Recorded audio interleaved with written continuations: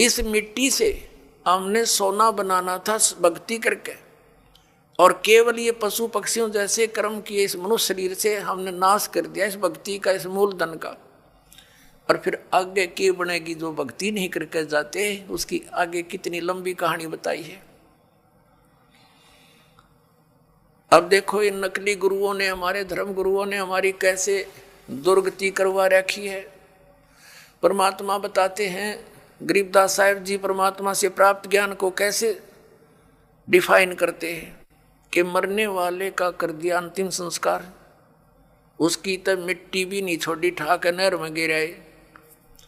और फिर क्या आते हैं, कहते हैं फिर पुराण बांध के पंडित आगे और पीछे गरुड़ पढ़ाई। पुण्यात्माओं, परमात्मा हमें याद दिलाते हैं कि मृत्यु के उपरांत जो गरुड़ पुराण का पाठ किया जाता है उसका फायदा लाभ क्या होगा।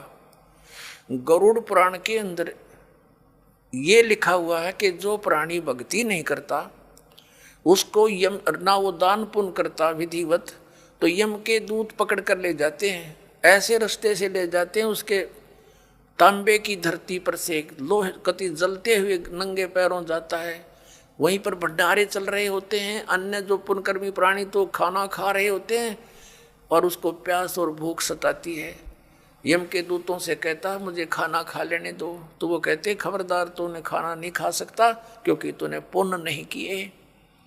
वो रोता है, बुरी तरह बिलखता है, बुरा हाल कर ले जाता है। और फिर वो कहते हैं एक बार ले चल धर्मराज के पास, और क्या आदेश होता, तेरी फिर सेहत बनावेंगे, तो फिर गढ़ेंगे। उसका कलेजा फटने को हो जाता है।